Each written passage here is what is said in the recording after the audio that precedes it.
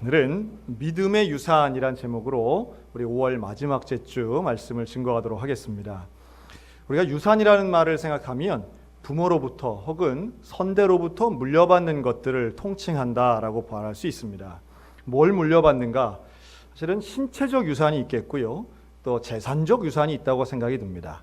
신체적인 유산이라고 하는 건 부모님으로부터 물려받은 외모라든가 체질이라든가 이런 내가 원해서 혹은 부모가 원해서 주는 게 아니라 자연적으로 물려지는 유전적인 유산이 이 모든 게 들어가겠죠.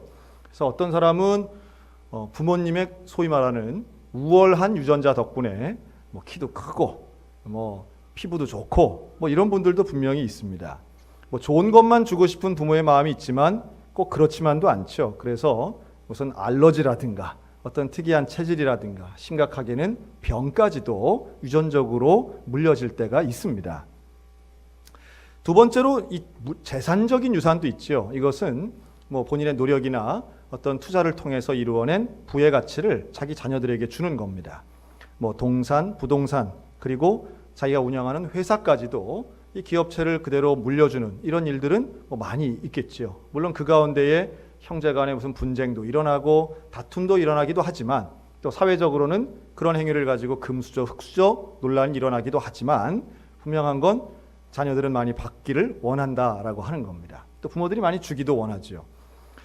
사실은 이런 것들은 어떤 면에서는 자연스럽게 유산은 물려져 내려갑니다. 신체적인 유산은 내가 원치 않아도 주고받고 하고요. 물질적인 유산은 주려는 분명한 의지와 받을 사람이 있으면 얼마든지 자의에 의해서 주고받을 수가 있겠죠.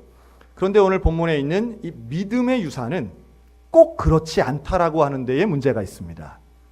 다시 말해 믿음의 유산은 이런 어떤 유전적인 요소로 가만히 있어도 자연스럽게 물려지는 것도 아니고 어떤 면에서는 부모가 노력을 한다고 해서 자동적으로 물려지지 않는 경우도 많기 때문에 우리로선 상당히 중요함에도 불구하고 이게 우리에겐 좀 심각한 문제가 될 때가 있습니다. 대표적으로 창세기에 나오는 이삭의 아내 리브가가 대표적이죠. 이 리브가가 자기 아들 둘이 있었죠. 에서하고 야곱.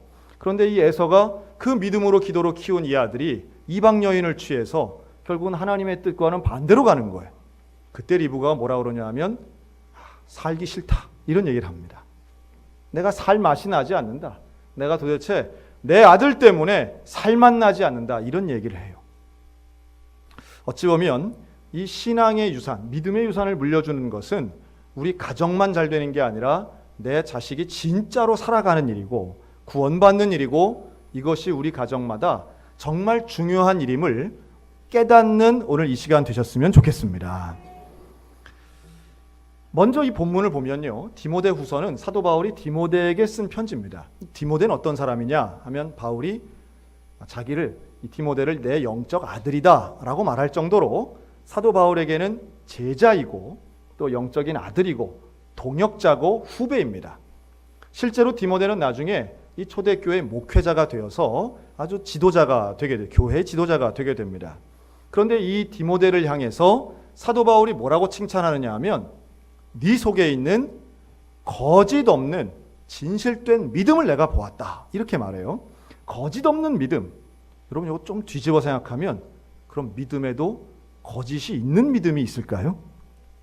거짓 없는 믿음을 내가 보았는데 그 믿음을 또 누구에게서도 보았느냐 하면 너의 외할머니 로이스에게서 보았고 너의 어머니 유니게에서 봤다. 이렇게 얘기를 해요. 그러니까 3대를 통해서 꿰뚫고 있는 거짓 없는 순전한 신앙을 내가 디모데 너를 통해 본다. 칭찬이죠. 좋은 말입니다. 그리고 외할머니, 어머니를 통해서 이 위대한 신앙이 전수되었다는 것을 의미합니다. 자, 여기에서 중요한 게 있습니다. 거짓이 없는 진실된 믿음이 전수되기 위해서는 이게 어떤 게 이루어져야 될까라고 생각할 때 한번 따라 하실까요? 우리 어린이들이나 자녀들로부터 이런 칭찬 들으셨으면 좋겠어요. 한번 따라 하세요. 우리 할머니는 진짜 하나님 믿는 분입니다. 한 번만 더요. 우리 엄마는 진짜 예수님 믿는 사람입니다. 할렐루야. 여러분, 우리가 이렇게 예배 드리는 이 시간에는 사람들 와서 앉아 있을 때는 여러분들이 지금 무슨 좋은 생각을 하는지 나쁜 생각을 하는지 제가 이렇게 설교단상에 있으면 생각이 다 보여요, 안 보여요? 네, 그냥 보인다고 믿고 하시면 좋겠지만 할 수가 없어요. 그냥 와서 다 앉아 있으니까 교양 있는 것 같고 점잖은 것 같고 거룩한 것 같아 보입니다. 어떤 면에서는 우리는 사회 속에서 진짜 나를 숨기고 살 수 있습니다. 비즈니스 세계에서는 그냥 내 악한 면, 내 나쁜 면, 음란한 면 이런 걸 숨기고 버젓하게 살 수 있어요. 그런데 내 본성을 숨기지 못하는 곳이 있습니다. 반드시 드러나는 곳이 있으니 그게 바로 가정입니다. 가족들 앞에서는 내 본성을 숨길 수가 없어요. 밖에서는 아주 점잖은 사람이 가정에 오면 이상한 사람으로 돌변하는 경우들이 그래서 많은 겁니다. 이게 이 사람이 돌변하는 게 아니라 원래 이상한데 밖에서는 가면을 제대로 쓰고 다니는 거예요. 근데 집에 오면 그걸 벗는 거예요. 벗으니까 괴물이 나타나는 거예요. 그런데 중요한 것은요, 어린 자녀들은 항상 엄마가 옳은 줄로 압니다. 아버지가 강한 줄로 알아요. 그런데 어느 시간이 지나면 자녀들은 부모를 따라하고 자녀를 존경하고 좋아하는 기간도 있지만 어떤 시간이 지나가 버리면 자녀가 부모를 평가하게 됩니다. 그 평가하는 지점에서는 남들이 못 보는 것, 남들이 이해하지 못하는 것, 남들이 경험하지 못한 그 사람의 실체가 드러날 때가 참 많아요. 그래서 그렇게 얘기하는 거예요. 우리 아빠는 엄마를 사랑하지 않아. 우리 엄마는 아빠를 존경하지 않아. 우리 아빠는 거짓말쟁이야. 우리 엄마는 항상 달라. 여러분, 우리가 생각해보면 음향이 다 나오네요. 네.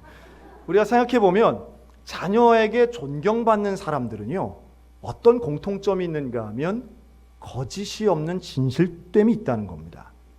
그 사람이 사회에서 얼마나 큰 공헌을 하고 얼마나 높은 자리에 올라가고 얼마나 많은 성취를 했는가? 단적으로 얘기하면 아버지의 연봉이 많다고 해서 자녀가 자동적으로 존경하지 않습니다. 어머니의 학벌이 높다고 해서 자녀가 야, 우리 엄마는 위대해, 훌륭해 이렇게 하는 자녀들 그렇게 많지 않습니다. 세상은 그렇게 할 수 있습니다. 야, 저 사람은 뭐 이런 일도 했대, 저런 일도 했대. 야, 뭐 연봉이 얼마래? 아, 이만큼 높은 자리에 올라갔대. 다른 사람들은 그렇게 볼 수 있어요. 그러나 내 가정, 내 자식은 부모를 그런 눈으로 잘 보지 않아요. 그 사람의 진심을 보는 거예요. 중심을 보고 그 사람이 어떻게 했는지, 내 부모가 어떤 존재인지의 그 진짜 모습을 가지고 판단합니다. 그래서 역설적이게도 우리 아버지는 가난하지만 내가 정말 존경하는 진짜 인격적인 사람입니다 라는 고백이 그래서 나올 수 있는 거예요. 신앙도 마찬가지입니다. 예수를 믿는다고 하지만 자녀들이 존경하는 예수 믿는 사람은 가정에서 보여지는 진짜로 예수 믿는 사람의 모습임이 증명되는 사람이 자녀들로부터 존경받게 돼요. 결론이 어떻게 나는지 아십니까?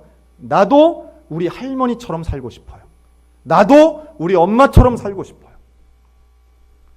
그 살고 싶다라고 하는 것은 나도 어떤 고난과 어려움이 있다 할지라도 복음으로 믿음으로 예수님과 함께 동행함으로 그것을 소망으로 이기기를 원한다는 것이지, 그 사람의 능력이나 내 할머니나 어머니의 능력이 부러운 사람은 별로 없는 거죠.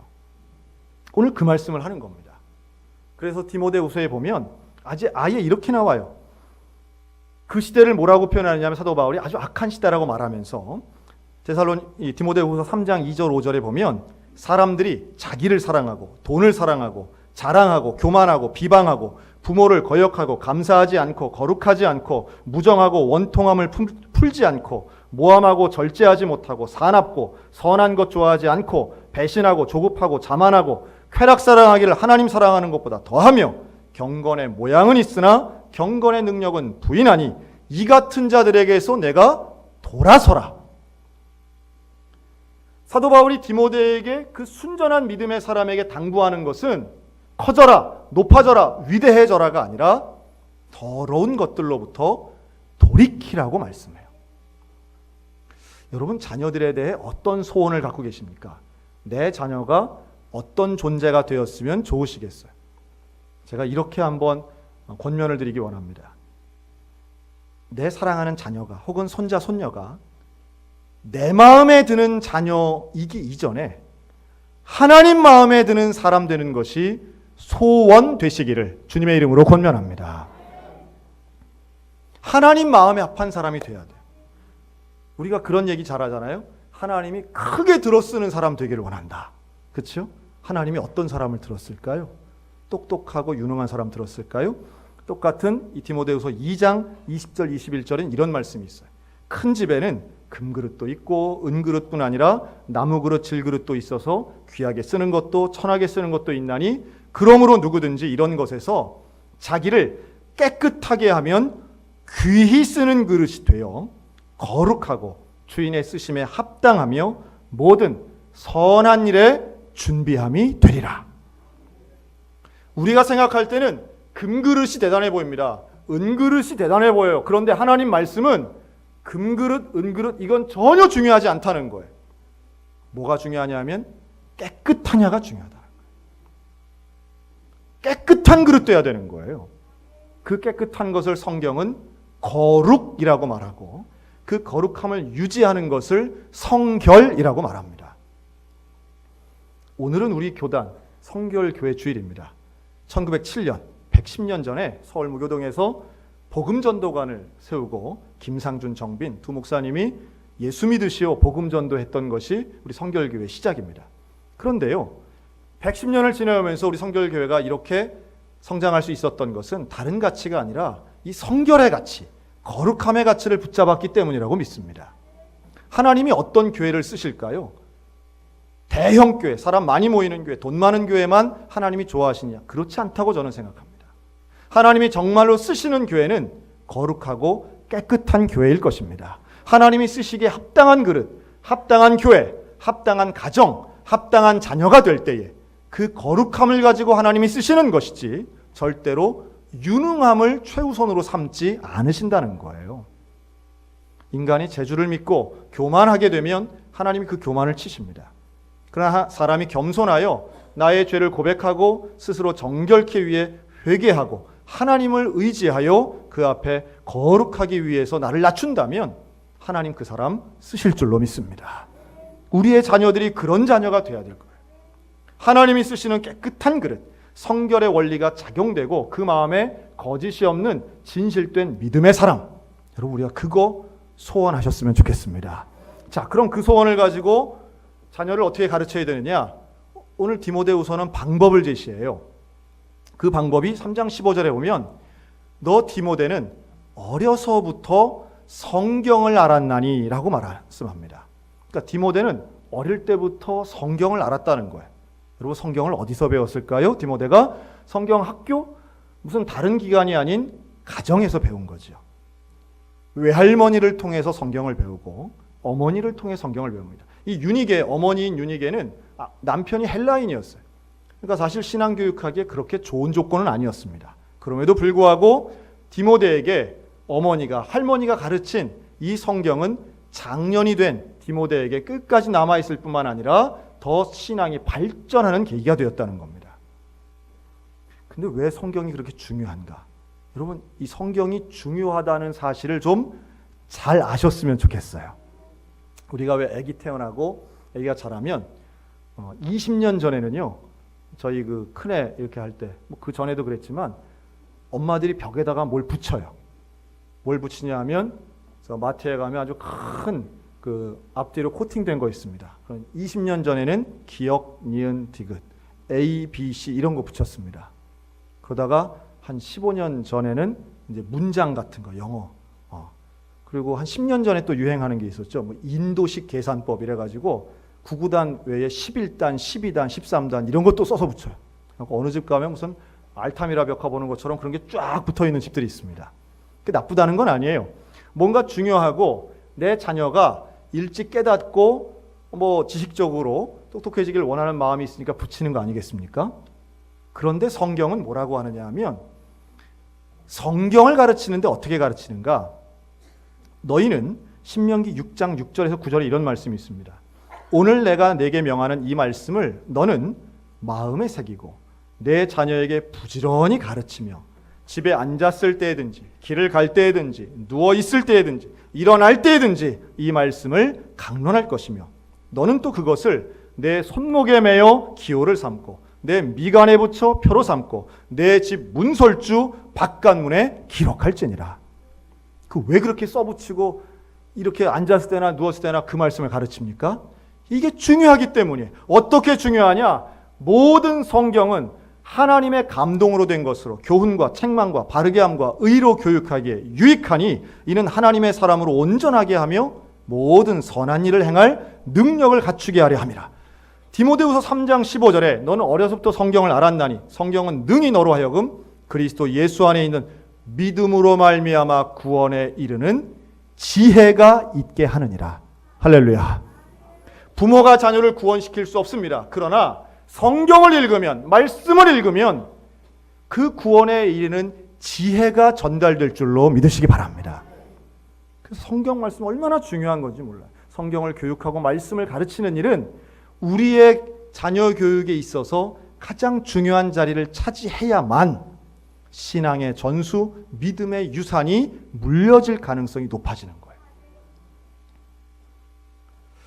2주 전에 이 자리에서 우리 교회 어린이 교회에 있는 우리 박하음 어린이가 성경을 암송했었습니다. 기억하시지요? 우리 강원 서지방에 있는 암송대회 우리 교회 대표로 나간 어린이에요. 그래서 범위가 어느 정도였냐면 시편 1편에서 11편까지인데 그날은 시편 1, 2, 3편을 암송을 했습니다. 자, 암송을 하고 박수치고 다 막 놀래가지고 우와 할 때에 제가 또 한 번 일으켰죠. 하음이 엄마 일으켜 세웠습니다. 그리고 제가 질문했잖아요. 여러분, 아이가 성경을 암송하는 것은 100% 누구 때문이라고요? 네. 엄마든 아빠든 대개 엄마가 그러죠. 한번 외워보자.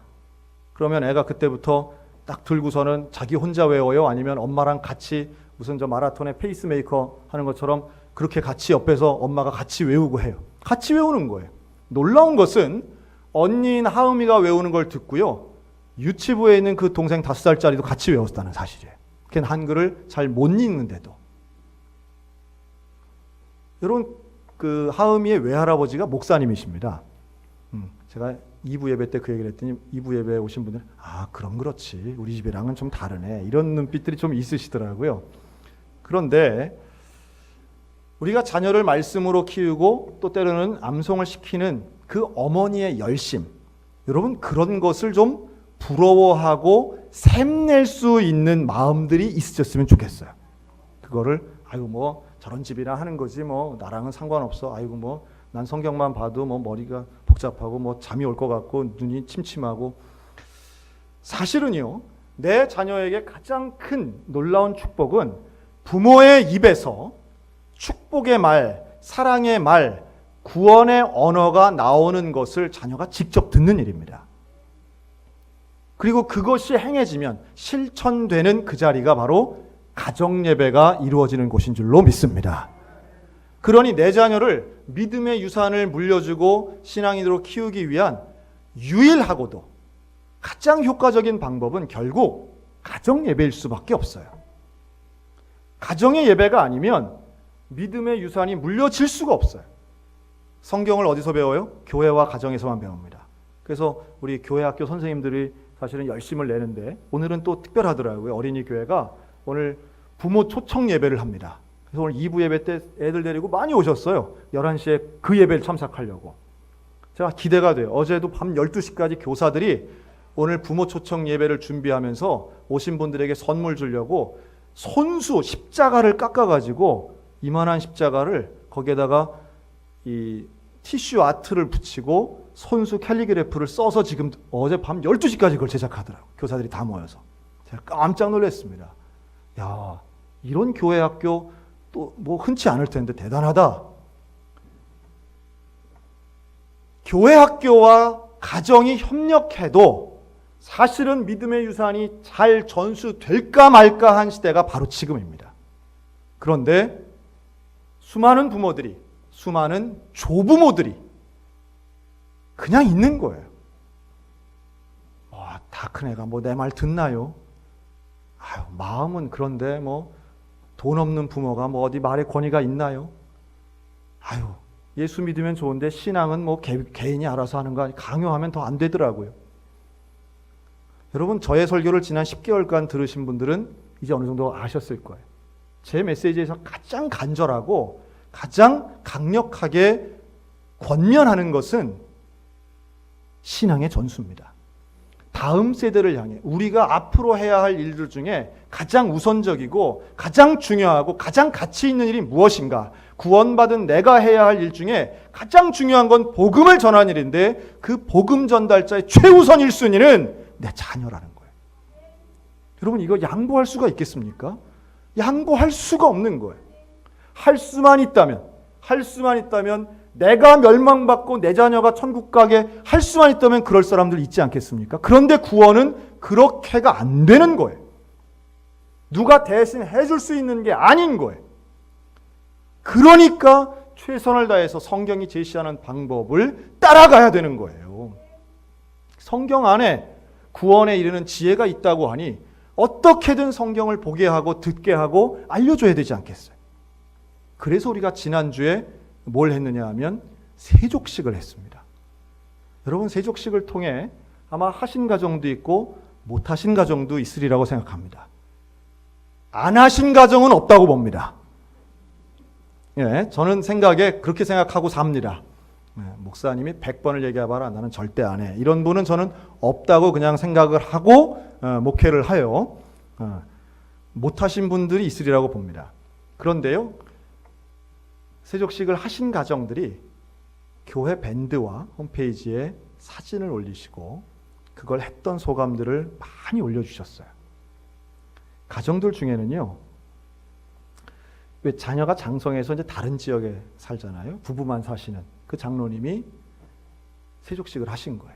권사님 발을 닦아드리고 또 권사님이 장로님 발을 닦고 그 사진을 찍어서 멀리 사는 자녀들에게 보내면서 너희도 이렇게 살았으면 좋겠다. 우리 목사님이 하라고 해서 우리 했다. 너희도 이렇게 했으면 좋겠다. 보내신 장로님이 계시고요. 또 한 분은 아들에게 40 다 된 아들에게 야, 우리 목사님이 그런데 세족식 하라고 그랬어. 할까? 그랬더니 그 아들이 아주 점잖게 뭘 그런 걸 해요. 다음에. 여러분, 참 장로님 감사한 게 그러시더라고요. 옛날 같으면은 훅 올라오면 어디서 이놈이 할 텐데 그 설교 시간에 배웠다는 거예요. 나이 든 아들을 존중해야지. 그래서 작전을 바꿔서 이분이 나가가지고 마트에 가서 뭘 사왔냐면 새 대야를 사신 거예요. 그리고 그걸 사갖고 들어가신 거예요. 그러니까 그거 뭐예요? 그랬더니 대야 사왔다고. 아니, 집에 있는데 그걸 왜 사오셨어요? 너희 부부하고 세족식 하는 게 소원이어서 내가 새 걸 사왔다고. 자, 그쯤 되면 아들이 어떻게 해요? 그래, 한번 해요. 그래서 했다는 거예요. 그래서 아버지는 아들의 발을 닦아주고 시어머니는 며느리의 발을 닦아주며 세족식을 해요. 어제 결혼을 한 자매가 있었습니다. 결혼을 앞둔 딸의 발을 닦아주며 축복을 한 아버지가 있었고요. 군부대 근무하는 군인 아버지가 군복을 입은 채로 와서 자녀들의 발을 닦고 그 세족식을 한 걸 사진을 올린 집사님이 계셨습니다. 어떤 권사님은 아직 남편이 교회에 나오지 않는 거예요.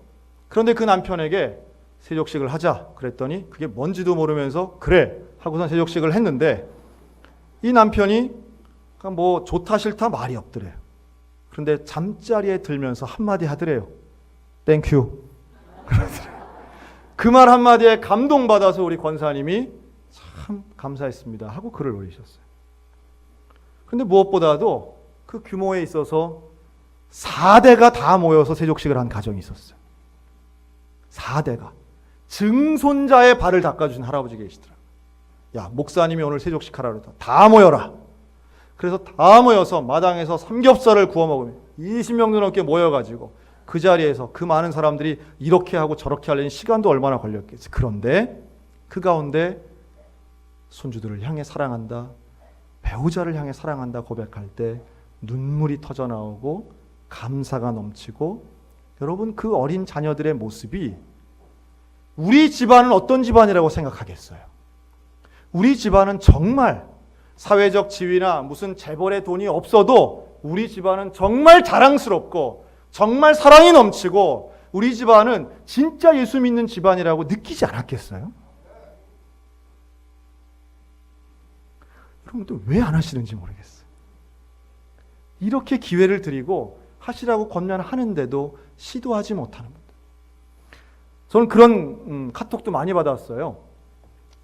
차마 사진을 못 찍겠더라 하는 분도 계시고, 사진은 찍었는데 자녀들이 너무 간곡하게 사진만은 올리지 말라고 해가지고 못 올리겠다.